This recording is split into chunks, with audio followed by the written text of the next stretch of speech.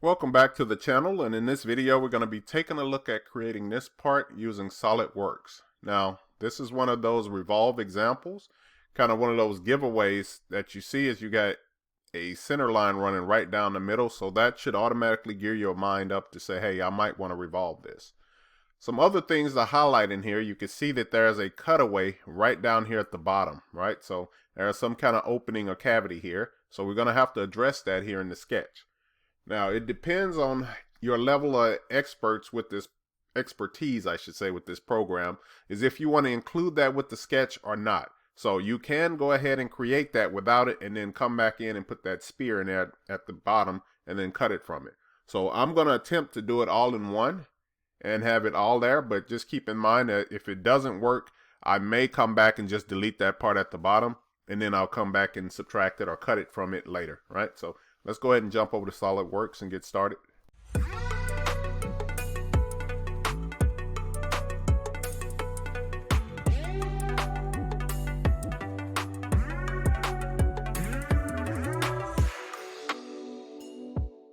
Okay, so here in SolidWorks, what I'm going to do is select the new icon here, and I'll just double click on parts.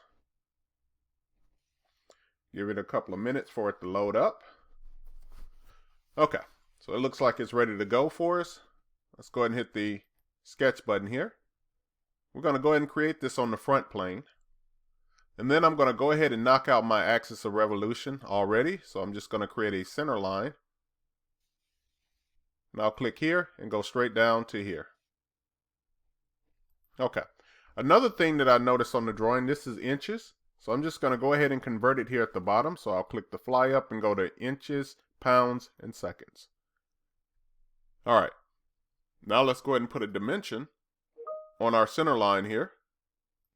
So I'll select this line here. Go ahead and place that dimension.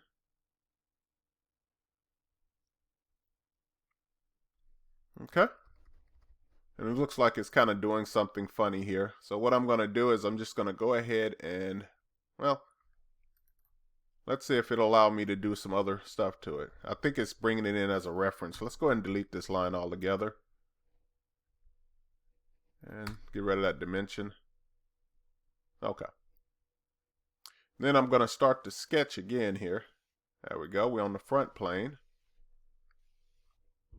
We're going to go ahead and draw in our center line.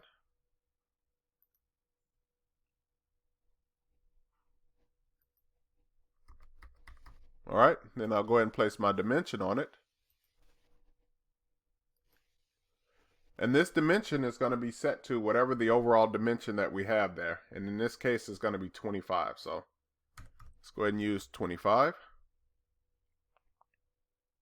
And then we're going to place this at the center of here, right? The way we're going to do that is by going to find the midpoint on this line. I'll select it here, hold down the shift button, and then select my origin.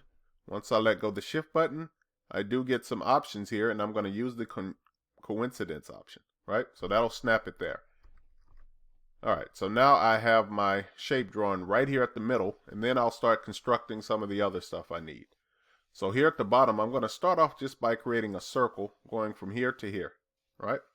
We do have a diameter dimension on this circle, so let's go ahead and place that dimension on here. And it has a diameter of 3.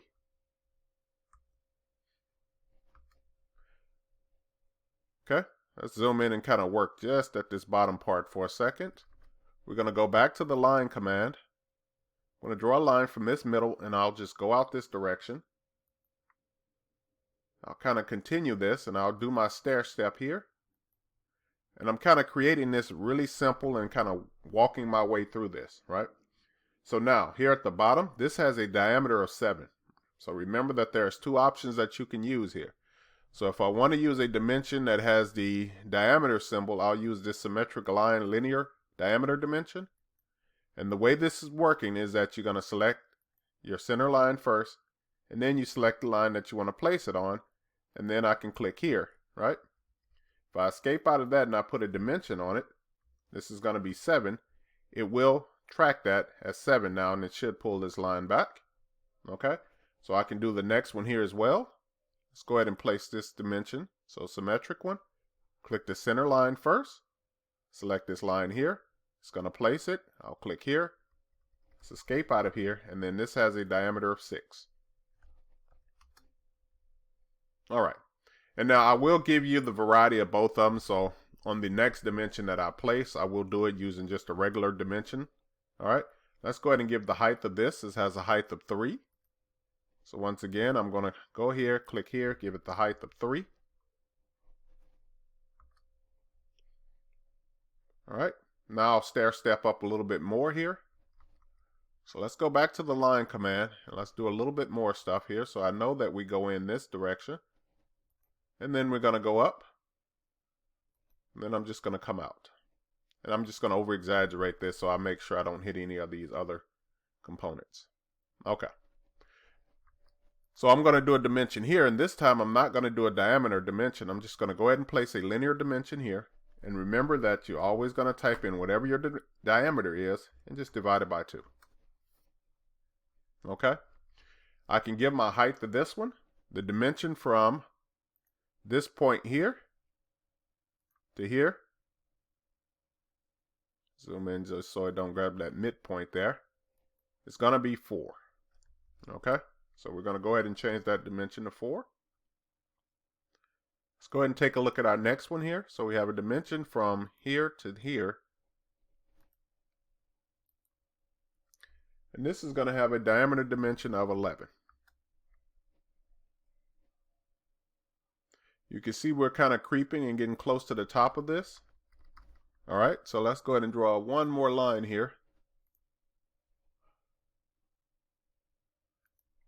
Okay, we'll go ahead and put that diameter dimension here, but I'll just use a regular one. So I'll go from here to here. Go ahead and click here. And this has a dimension of 6 divided by 2. All right, so now for this last part here, I'm just going to drag this down. Let's go ahead and move this dimension down as well. We're going to place an arc. And I'm just going to use a regular 3-point arc. Remember that you have to select the endpoints first. So I have an endpoint here. I have an endpoint here. And then I'm just going to rotate this out just so slightly like that. Okay. Escape out of that. Select this line here. Hold down the shift button. Select that line. Once I let go, I should have a tangent. So I'll use it here. Remember that it's also over there on your left pane, I should say. I'll go ahead and click here. And it should apply that to it. Last thing I need to do is go ahead and put whatever the radius is here, right? So I'll come back to the dimension, click here, and this one is going to have a radius of 3. All right, so I'm going to come down here to the bottom, and I'm just going to trim off this extra part here. So let's escape out of that command. Let's do a trim. We're going to cut here, and we're going to also cut here. Now, the only reason this turned blue is because it lost its coincidence here. So I'm going to select here, hold down the shift button, select that endpoint, let go, and then I should be able to use the coincidence. All right, now you have an option of where you want to close this or not. Solidworks will ask you that if I go to the next step, but I'm just going to help it out a little bit by drawing a line from this endpoint all the way up to this endpoint. Okay, I'll escape out of here, and this should be all that we need to create our revolve. If you want to, you can add the fillets here, but I'm a person where I like to add my fillets as a feature because if they change, it's a lot easier for me to change it in a feature. Okay, so let's go ahead and hit OK on this and finish it.